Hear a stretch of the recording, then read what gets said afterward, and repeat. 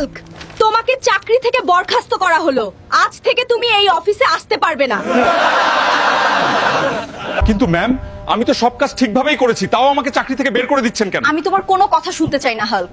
তোমাকে আমাদের আর প্রয়োজন নেই, তুমি এখন চলে যাও। হায় রে ভাগ্য, কোম্পানির জন্য এত গাধার মতো কাজ করি, তাও ম্যাম আমাকে ষড়যন্ত্র করে বের করে দিল। আজকে যারা আমার উপর অন্যায় করেছে তাদের আমি রাস্তায় এনেই ছাড়বো।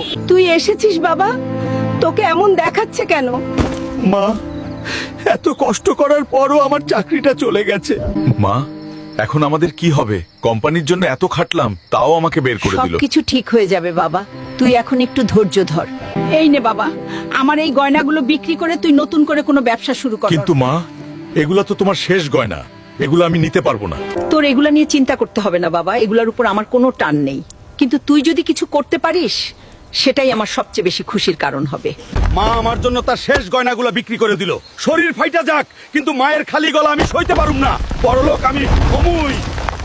যাই, এখন এই লাল চন্দনগুলো বাজারে বিক্রি করে আসি। আমাকে আমার ভাগ্য পরিবর্তন করতেই হবে। আর তোমরা যদি চাও আমি সবার মুখে উচিত জবাব দেই, তাহলে চ্যানেলটা সাবস্ক্রাইব করে পাশে থাকো। এই নে হাল্ক, এই পুরো টাকার বান্ডিল তোর। তুই যদি এইভাবে কাঠ বিক্রি করিস, তাহলে তুই তাড়াতাড়ি অনেক কোটিপতি হয়ে যাবি। জি চাচা, তা তো আমাকে হতেই হবে।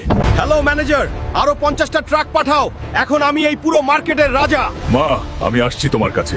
তোমার ছেলে আর কোনো সাধারণ মানুষ নেই। প্লিজ হাল্ক, তুমি আমাদের কোম্পানি কিনে নিও না, না হলে আমাকে যে রাস্তায় নামতে হবে। ম্যাম, এটা হলো আপনার ষড়যন্ত্রের জন্য শাস্তি। মা, চোখ খোলো। দেখো, তোমার গয়না বিক্রির টাকা আজ আমাকে এই সাম্রাজ্য দিয়েছে। এই পুরো রাজপ্রাসাদ এখন তোমার। এইভাবে সফল হতে শিখো বন্ধু, কখনো হাল ছেড়ো না।